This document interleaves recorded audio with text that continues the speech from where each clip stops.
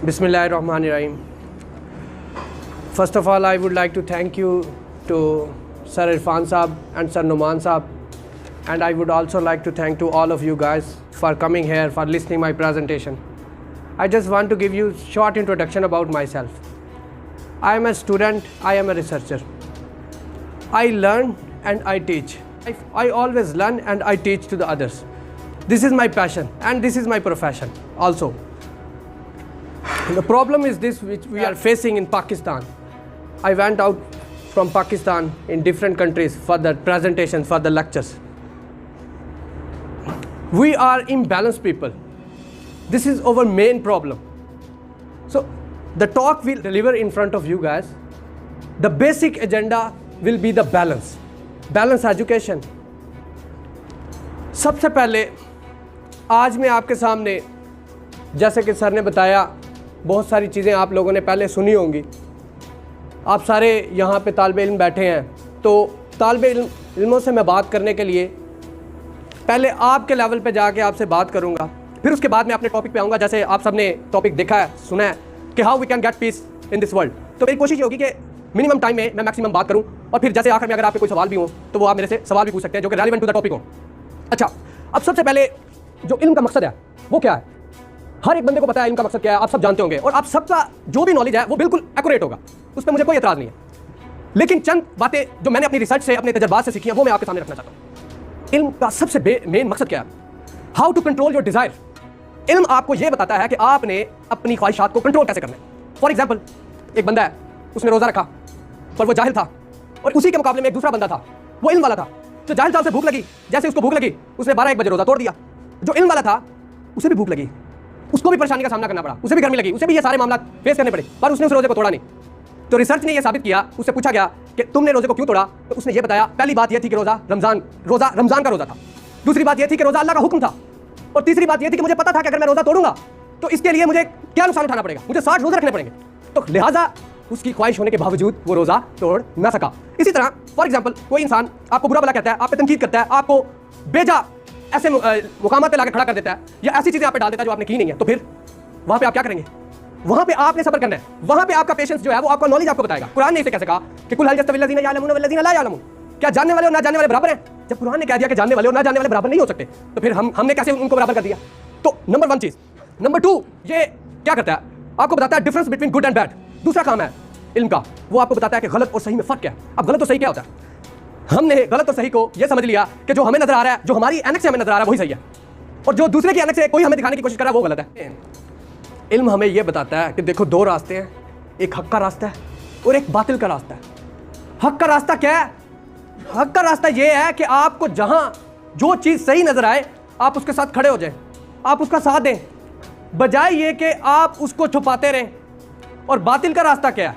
आपको पता है कि एक बंदा गलत कह रहा है, गलत कर रहा है, और आपके सामने है, आप उसके सामने उसे देख रहे हैं, आप उसे रोक नहीं रहे बल्कि मजाक उड़ा रहे हैं, उस पर हंस रहे हैं। तो इल्म ने आपको इन्फॉर्मेशन तो दी कि ये गुड है और ये बैड है, पर वो इल्म क्या इल्म हुआ जिस पे आपने एक्ट ही ना किया?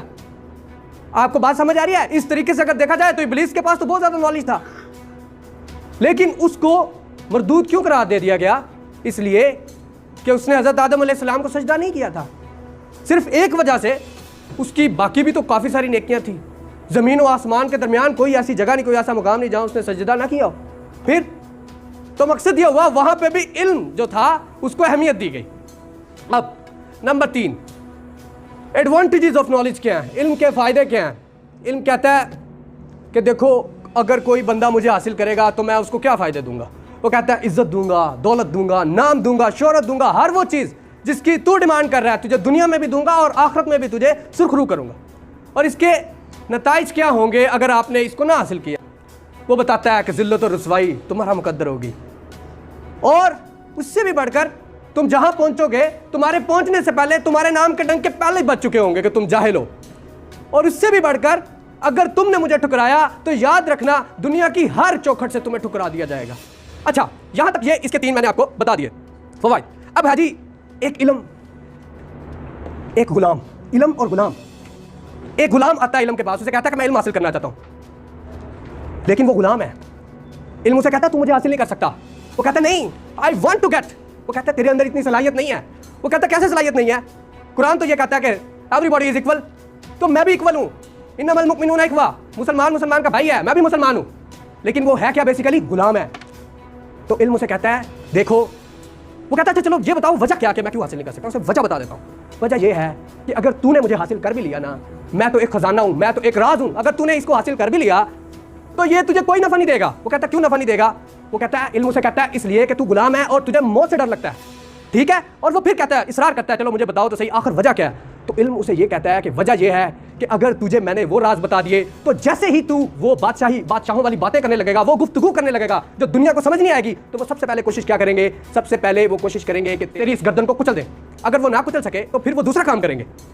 बिलफर्ज अगर तू अपनी गर्दन बचाने में कामयाबी हो गया तो वो दूसरा काम ये करेंगे कि जब तू कलमा हक बुलंद करेगा तो कोई भी तेरे साथ खड़ा नहीं होगा, तो दूसरा काम तू खुद अपनी गर्दन को कुचल देगा। इसलिए ये तेरा काम नहीं है। सबको समझ आ रही है? समझ आ रही है ना कि गुलामों का काम नहीं है इल्म हासिल करना। इल्म ने उसे वाज़े तौर पे बता दिया कि अगर तू इल्म हासिल करना चाहता है तो सबसे पहले तुझे अपनी गुलामी की जंजीर तोड़नी पड़ेगी। अच्छा, अब एक दूसरा शख्स आता है इल्म के पास, वो आज़ाद है। इल्म मुझसे पूछता है, वो इल्म से पूछता है कि अगर मैं इल्म हासिल करूं तो मुझे क्या मिलेगा? वो उसे कहता है कि देख, अगर तू इल्म हासिल करेगा ना, सबसे बड़ी बात यह है क्योंकि तू मौत से डरता नहीं है, तुझे इस बात का इदराक है कि अगर तू इल्म के रास्ते में मारा गया, यानी मैंने पहले बताया इल्म वो होगा जो हक हो, वो इल्म नहीं है जो हक आप जानने के बावजूद आप बोल नहीं सकते, तो आप गुलाम है, ठीक है। अब उसके बाद इल्म ने उसे कहा कि सिर्फ और सिर्फ तुझे इसी सूरत में मैं अपने राज खोलूंगा। क्या तेरा सीना इतना खुला है कि अगर मैं इल्म के राज खोलूं तो तेरे सीनों में वो राज दफन हो जाए? क्या तेरा दिमाग इतना बड़ा है कि उसके अंदर ये बात सम हो जाए? क्या तेरी जुबान पे तुझे कंट्रोल है कि तुझे पता हो कि इल्म की बात कहाँ करनी है और कहाँ नहीं करनी? क्योंकि गुलामों को तो इल्म सिखाया नहीं जा सकता। तो उसने कहा हाँ, मैं ये कर सकता हूँ और मैं मौत को भी गले लगाने के लिए तैयार हूँ। तो फिर उस आज़ाद बंदे ने इल्म से पूछा तो फिर मुझे क्या मिलेगा? उसने कहा फिर तुझे क्या मिलेगा? तुझे अब्दी शोहरत मिलेगी, तेरा नाम रहेगा। अगर तू रास्ते में मारा गया तो तू शहीद हो जाएगा, और अगर तू रास्ते में ना मारा गया और तू रास्ते से बच के आ गया तो तू गाजी हो जाएगा, और अल्लाह तबारिक व तआला तेरी इज्जत को हमेशा हमेशा के लिए बुलंद कर देगा। तो आज एक बात आप समझ लें सारे कि इल्म गुलामों का काम नहीं है। इल्म इंसान को गुलामी से आज़ाद करता है। और जो लोग गुलाम होते हैं ना, अब गुलाम किस चीज़ का नाम है? गुलाम का मतलब है कुछ लोग अपनी अना के गुलाम हैं, कुछ लोग अपनी ख्वाहिशात के गुलाम हैं, कुछ लोग अपनी ज़रूरियात के गुलाम हैं, और यार कुछ लोग पेट के गुलाम हैं। तो ये सारी चीज़ें जो होती है ना, ये गुलाम कौम जो होती है, ये कभी अपने पाँव पे खड़ी नहीं होती। तो ये मेरी आपके सामने एक रिसर्च है, और आखिर पे इसके 3 मकासद जो मैंने समझे हैं। एम्स ऑफ एजुकेशन क्या है? सबसे पहला, तालीम इंसान से ये पूछती है फॉर गेटिंग फेम। अगर तू इल्म इसलिए हासिल करना चाहता है कि तुझे शोहरत मिले, तो जा, तुझे शोहरत मिलेगी। अपनी सारी कश्तियाँ जला दे, मेहनत कर, डट के खड़ा हो जा, डिसिप्लिन रह, फोकस रह, तुझे शोहरत मिलेगी। और अगर तू दौलत हासिल करने के लिए इल्म हासिल करना चाहता है तो इल्म कहता है हाँ, मैंने डॉक्टर बना दिए, मैंने इंजीनियर बना दिए, मैंने सॉफ्टवेयर इंजीनियर बना दिए, मैंने दुनिया को क्या से क्या दिखा दिया।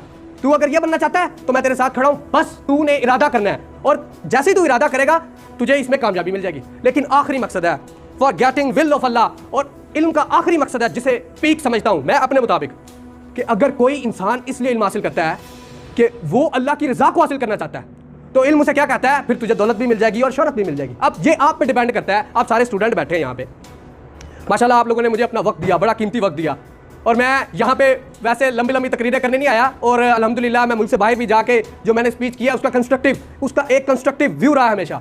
तो यहाँ तक मेरी एज ए स्टूडेंट, आप सारे मेरे भाई भी हैं, स्टूडेंट्स भी हैं, यहाँ तक मैंने आप लोगों को बताया। आज सारे अपने आप से ज़रा पूछो कि आप लोग गुलाम हैं या आज़ाद हैं, या आप तालीम हासिल क्यों कर रहे हैं, आपका मकसद क्या है, आपका गोल क्या है।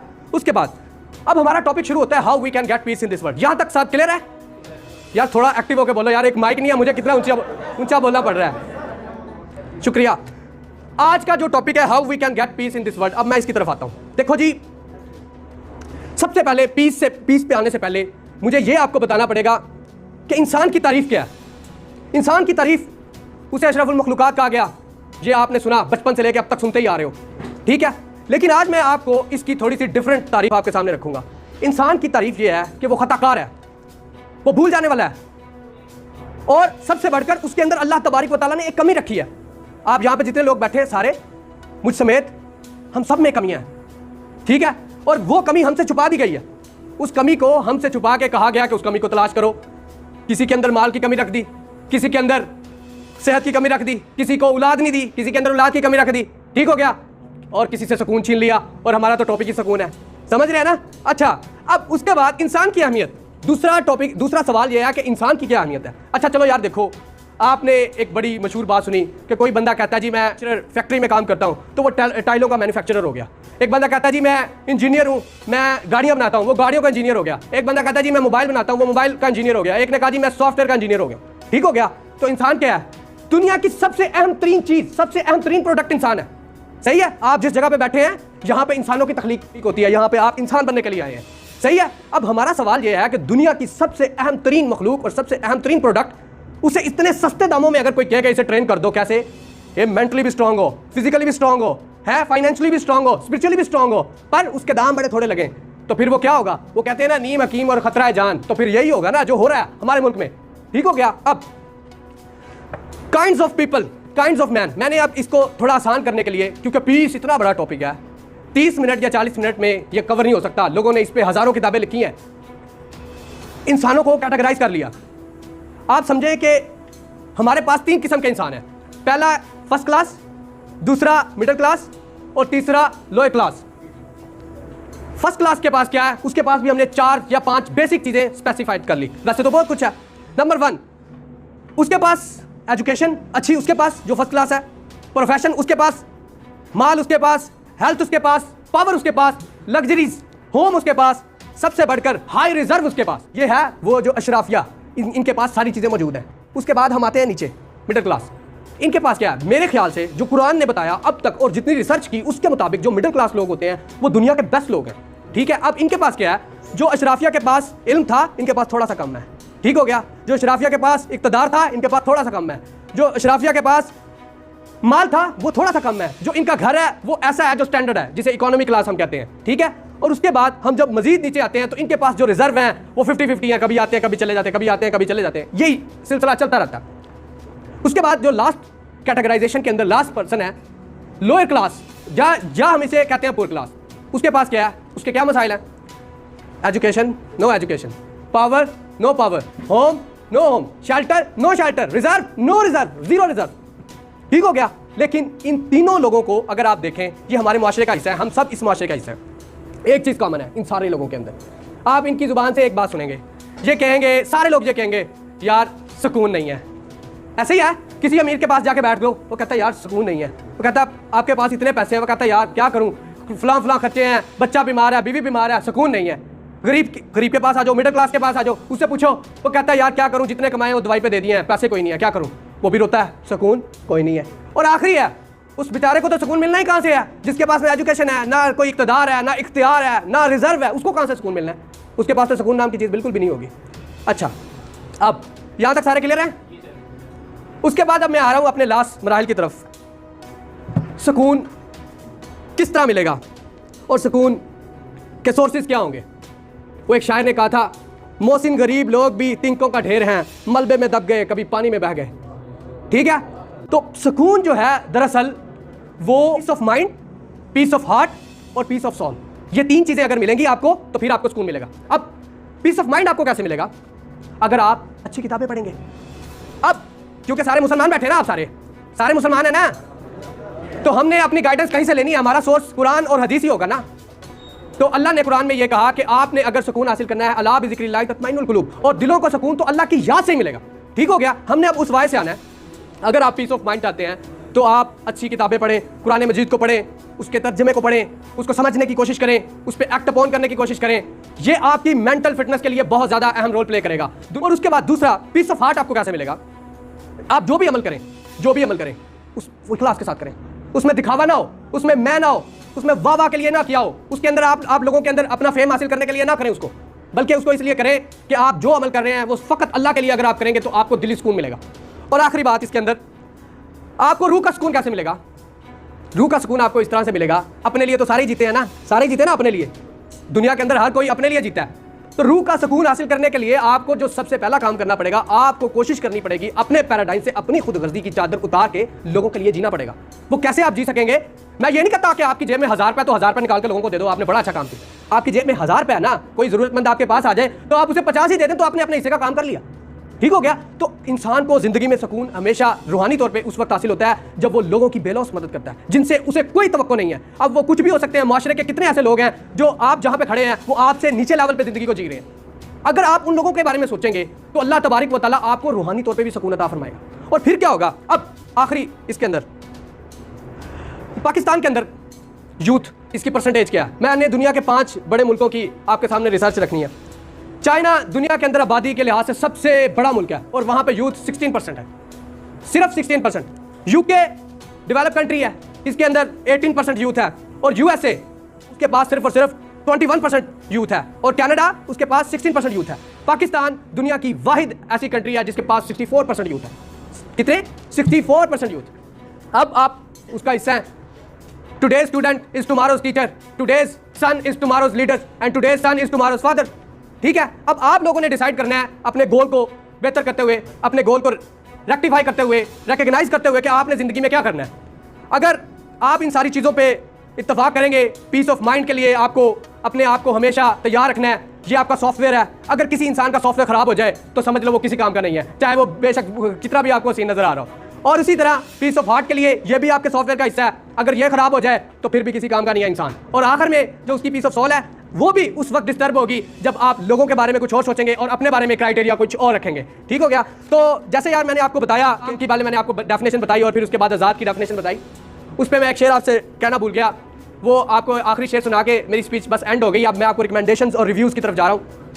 वो शेर मैंने लिखा है, लब सी के मेरे सामने जो खामोश खड़ा है, मालूम है मुझको ये बाहोश खड़ा है। और जो गुलाम है ना, वो गुलाम वो नहीं हिल सकता, वो मौत से डरता है। और मजे की बात है, आज़ाद ने भी एक ही दफ़ा जीना है और गुलाम ने भी एक ही दफ़ा जीना है। तो ज़िंदगी ऐसे जियो कि आपके मरने के बाद ज़िंदगी भी आप पे रश करे। पर हम क्योंकि जीते इसलिए हैं, जीते इसलिए कि हमने मरना नहीं है, तो इसलिए हमें ज़िंदगी से बहुत प्यार है। एक और बात आपको इसी में ऐड कर दूँ। अच्छा यार देखो, ये भी मैंने लिखी है, इस ज़िंदगी की मिसाल ना एक गिलास की तरह है। ये गिलास है शीशे का, ठीक है, ये गिलास है शीशे का। बड़ी मेहनत और बड़ी चाहत और बड़ी उसे तगदो के बाद किसी तरीके से अपना माल, अपना पैसा, अपनी कोशिश, अपना सब कुछ लगाने के बाद ये गिलास जो था शीशे का, इसे हासिल करने में कोई कामयाब हो गया। लेकिन तकदीर में ये लिखा था जैसे ये गिलास हाथ में आए और ये गया, लो भाई क्या हुआ कि वो जो शीशे का गिलास था वो हमारे हाथों से निकल गया। इसी तरह ये दुनिया है, इस दुनिया की लाइफ है, ये बहुत मुख्तसर लाइफ है, बहुत मुख्तसर सा टाइम है। हम इसको हासिल करने में अपनी सारी जिंदगी लगा देते हैं, लेकिन जैसे ही हमें मिलती है उसके बाद तकदीर के हाथों, अगर ये लिखा हुआ है कि ये हमारे हाथों स्लिप हो जाएगी, तो हमारे ही हाथों से वो स्लिप हो जाती है, हम इसे रिवर्स बैक नहीं कर सकते। ठीक है, तो आखिर में आपको रिकमेंडेशंस और रिव्यूज़ मेरे ये हैं, आप लोग अपनी लाइफ को जहाँ तक आप पहुँचे हैं, अपनी लाइफ को रीसेट करें, रीऑर्गेनाइज करें, रिव्यू करें और इसके अंदर इसको रीशेड्यूल करें और अपने आप को एक कंस्ट्रक्टिव इंसान बनाने की कोशिश करें। आप अपने आप को पहले से बेहतर करें। हर दिन जो आपका गुजरता दिन है वो पहले दिन से बेहतर होना चाहिए। अगर आप इन सारी चीज़ों को अपने ज़हन में रखते हुए अपनी लाइफ को बेहतर करने की कोशिश करेंगे तो इंशाल्लाह अल्लाह ताला आपको ज़रूर कामयाबी अता करेगा। आखिर में मैं अपने लिए एक शेर कहना चाहता हूँ, मैं लिखता रहूँगा, मैं पढ़ता रहूँगा, तरक्की के जीने पर चढ़ता रहूँगा। आप सबका बहुत बहुत शुक्रिया। सर, कोई सवाल?